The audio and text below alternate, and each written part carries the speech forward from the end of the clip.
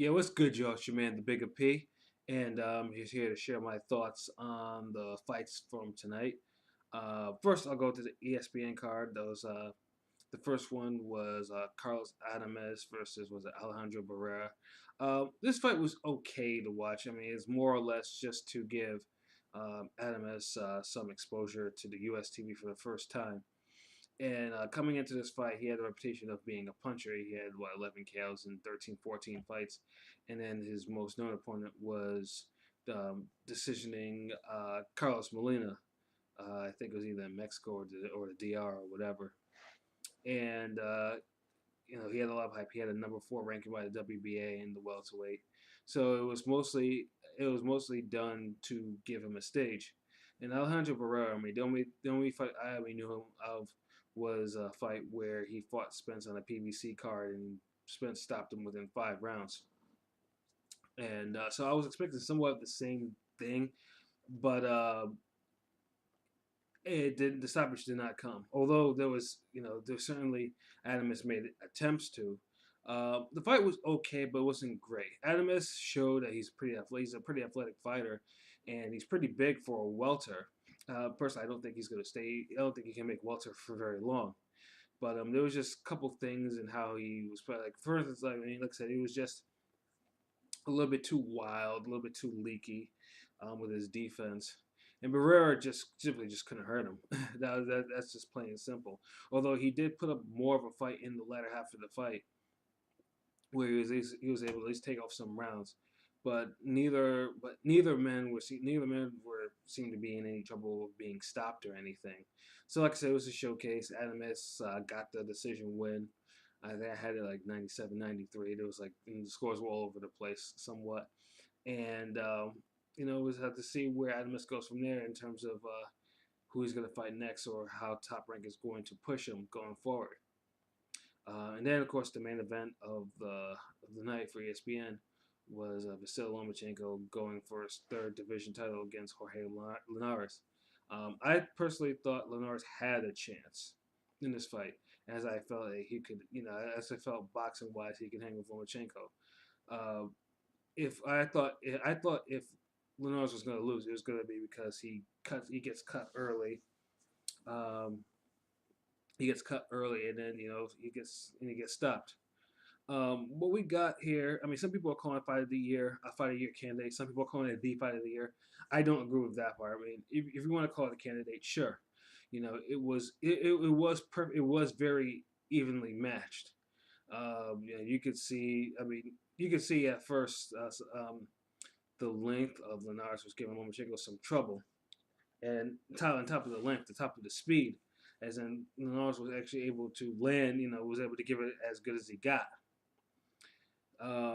In the middle of the fight, it seemed like that Linares was pretty much on his way. He was getting a little tired, and all of a sudden, he managed to catch Lomachenko with a straight right and send him to the canvas. And I was like, okay, that changed everything. And for a minute, and then after that, Linares was fighting, he was fighting more aggressively, and he was taking those rounds, going into round 9. And like I said, it was pretty close on the cards. I had Linares up by 1. And I thought all you had to do was at least use your reach. I mean, I said use your reach to keep him at bay. And to let out the combinations because he was landing some combinations on Lomachenko. Lomachenko was doing his usual, giving him all types of angles, and I think that's probably what contributed to Linares gassing a little bit in the middle of the fight. But the end did come after Linares again gave up his reach and let Lomachenko come on the inside, and following an exchange, hit him in the sweet spot, a body shot. I don't necessarily think it was a liver shot per se, but I think it was enough. It was a shot in a very vulnerable area that had him down, and it was thrown so swiftly I didn't even see it at first. I was like, "Why are you down?" But even then, I thought Lawrence would actually get up and try to finish the round because, like I said, the fight was so close. But for the fact that he stayed down, I'm like, oh, I was like, oh, I was disappointed. um, but I can't knock his effort. Linares, he fought admirably, uh, as did Lomachenko. I just didn't like the way the fight ended. So now Lomachenko is the WBA 135-pound champion. Um, One thing I would say about this for Lomachenko is this probably does seem to be his ceiling, weight ceiling as a pro. Because this is now more than ever that it wasn't just skill. He had to really rely on a lot of things in order to get this win against Linares. And there are a couple of other guys that most notably like Mikey or Robert Easter. You have them waiting it down the line, and then probably a couple others. I would say that Lomachenko probably would need to be a little careful going maneuvering himself around 135. Because like I said, he's not the bigger man in here, and he probably will not be the bigger man of whoever he faces. So like I said, kudos for him for winning the fight. But yeah, if he goes higher than 135, then another loss will surely come for sure. Um, and then afterwards, I immediately was over. I switched it over to HBO card, where I saw the opener was Ray Vargas defending his super bantamweight title against Hovhannisyan. Uh, Wild slugfest, wild, very slugfest. Hovhannisyan. I always call him Hove or whatever. I think Hova, that's nice and short. He was. He brought some different pressure that Vargas was never. I never felt was 100% comfortable with the type of pressure. It's between that and the left hooks that Azat was landing, like beautiful left hook counters, and then even that one, even a body shot that he landed. Excuse me. Yeah, a body shot that sent Vargas all the way in there. Vargas, though, to his credit, because usually he has a lot of he does bring a lot of activity, and he did keep himself in the fight by throwing very accurate counters, and then really going to the body as much as he could. But when you're that tall, and you have that type of reach, you can't go to the body else, and you get countered, and that's what he was getting countered a lot by Azat Hovhannisyan.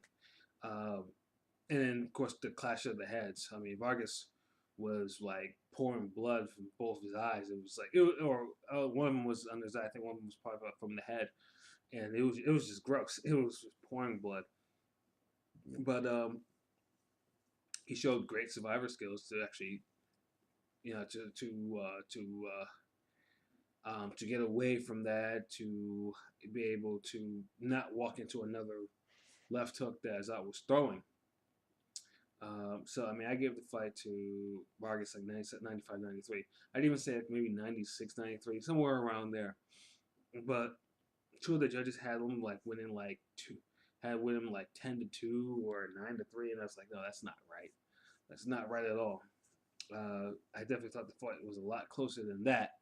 So, yeah, Vargas won, and like I said, hopefully he'll get him in the mix. I'd love to see a rematch, or get Vargas in the mix with some other 122 heavy hitters. As for Hovhannisyan, he has nothing to be ashamed of. He performed up and above, and the guy will probably win a belt one day. I truly believe that. And then the main event, Sadam Ali defending his 154 title that he won from Miguel Cotto against was it Jaime Munguia, and I might have butchered that name. Originally, Sadam Ali was supposed to face Liam Smith, but he bowed out because of an illness. And then Jaime, or like I said, don't penalize me.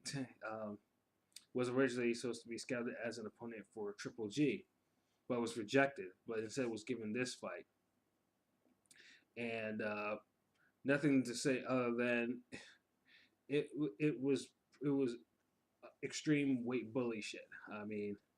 Sadam, who's fought most of his career at 147, had nothing. Munguia is, and the funny thing, there was like maybe a pound in when they rehydrated, and Munguia was actually weighed less than Ali, but I couldn't tell because Munguia came in there. He looked like he was a damn light heavyweight, and he looked. It was like a light heavyweight versus someone who knows that he's just a blown up welter. and it was a short 4 round beating. It was just it was some of the most it was some of the most brutal shit I've seen in a minute.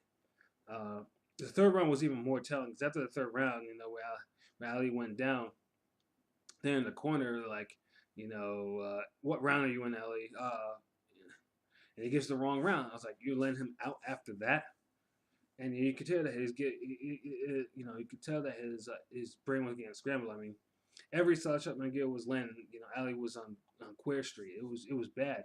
And then the ending, I was just waiting for it, and it took and from a crushing telegraph left hook. And the funny thing is too, because Ali was, he brought his left arm up to block it from a left hook, and he was taking plenty of these left hooks. Why he brought his left arm up to block it, I will never know. But the left hook ended the night. I mean, he got up like almost instantly, but you can tell by the way the referee was holding him and everything like that he was done for the night. There's nothing more to say. I mean, I hope Ali is okay. I mean, there's no way. I mean, Ali's team failed him in not pulling him out of this fight. Now, I will not blame. I mean, Ali, obviously, when you win a title like this, he's not a 154 pounder, but he won the belt. So he was like, he had to go and defend it. That's the thing. And if he didn't, I mean, if this was going to lead to this, then you probably shouldn't have let him take the fight. But no use crying over spilled milk. I mean, Ali's a grown man. He made the decision. His team made the decision. So you just got to. That's consequences. I mean, I didn't like the fact that his eyes were all fake, and then he was kind of slurring his speech a little bit. But hopefully he didn't get too damaged from that fight, and hopefully that he just dropped the weight to 147 because he does not. I mean, if he goes to 154, it'll probably be like a mixed bag result. But more often than not, I think he'll have several more knockout losses, or at least at 147. I think he probably have a chance to rebuild his career a little bit. As for Munguia, I mean, he's the new champion. I mean, I already saw on Twitter that Jarrett Hurd wants the belt, and personally, like I said, I see the similarities between Hurd and Munguia is like it's crazy. Guys that are probably natural 175 pounders being able to boil themselves down to 154 is absolutely insane. But if not, I'm pretty sure I'll see a mandatory that's coming up for him.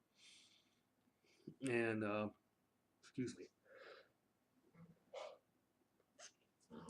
Ooh, it's a little late. And I probably see a mandatory coming up for him. So that is, of course, I don't know. I mean, I'm pretty sure Golden Boy has options on his fight depending on what his promoter situation is like.